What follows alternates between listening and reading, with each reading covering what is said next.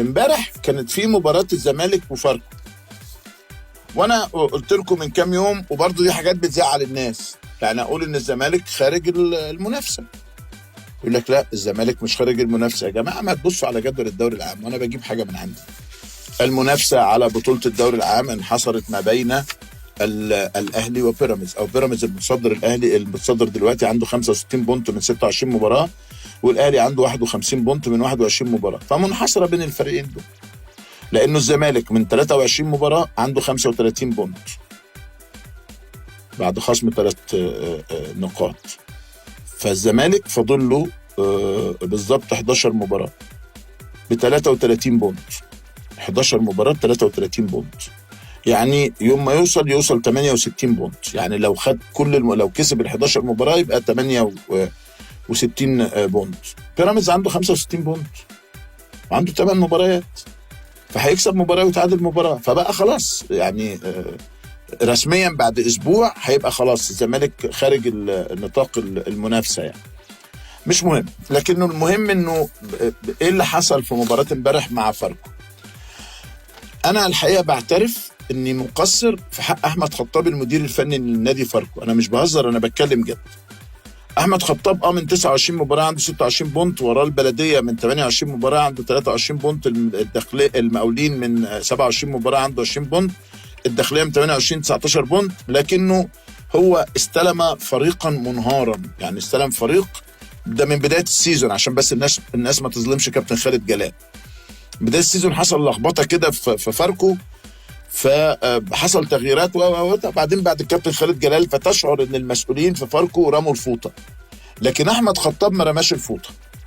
واحمد خطاب مدير فني جديد، يعني هو اشتغل مدرب عام في اكتر من مناسبه يعني، لكنه جديد علينا كمدير فني. شفته في مباراه الاهلي عمل مباراه رائعه. الاتحاد كسب الاتحاد السكندري 1-0، زيد اتعادل 2-2 وكان كسبان لحد دلوقتي بدل الضايع. وامبارح هيعمل مباراه تكتيكيه رائعه. انت اما تقارن اسماء شيكا وانكادا وسيم مرعي واحمد عوض وجابر كامل ومحمد عز ولد صغير من الناشئين، محمود جهاد ومحمود عماد وسيف تيري وشكري نجيب وعمرو ناصر، بمحمد صبحي ومحمد شحاته والمسلوسي وحسام عبد المجيد وعمر جابر ودونجا والسعيد والشلبي وناصر ماهر وزيزو ويوسف اوباما، لا يعني لا الدنيا متغيره يعني الدنيا، لا الفوارق كبيره جدا لصالح نادي الزمالك يعني. فانا لازم احيي كابتن احمد خطاب واشكره بجد، لانه عامل شغل حلو جدا، زي ما حييت سيد ياسين في MB. ودي جرأة ادارات بصراحه يعني. هل فاركو يبقى في الدوري العام؟ الاحتمالات مفتوحه يعني، لانه المقاولين 27 ماتش 20 بونت، لو كسب هيبقى 23 يتساوى مع البلديه مباراته المؤجله يعني، وبقى فاضل له مباراه كمان اقل من فاركو، لو كسب برضه يبقى 26 فيها. يعني البنك الاهلي بدا يهرب شويه بشويه، خد 6 بونت فرقوا جدا معاه، خلوه 30 بونت من 28 مباراه.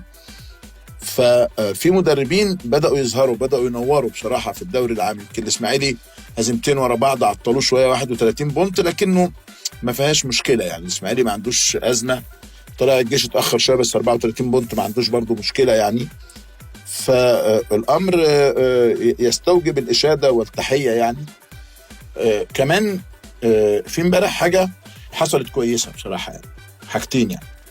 الزمالك الراجل لسه بيدي بالولاد الصغيرين، وخلاص رمى طوبة الدوري العام، فقال لك اكسب حاجه، فبيكسب الولاد الصغيرين. فلعب محمد السيد امبارح بدلا من عبد الله السعيد في الدقيقه 78، ولعب عمار ياسر في نفس الدقيقه بدلا من يوسف اوباما، وكان غير ابراهيم نداي بدلا من ناصر ماهر في الدقيقه 59، وترافيس مطيابه بدلا من مصطفى شلبي في اخر المباراه خالص يعني. بس انه بيدي الولاد الصغيرين ده عاجبني يعني، ما انا ما اطلعش خسران كل الموسم، على الاقل يبقى عندي مكاسب. ايه المكاسب؟ ان اكسب ولاد صغير، فده كويس بصراحه، يحسب للمدرب.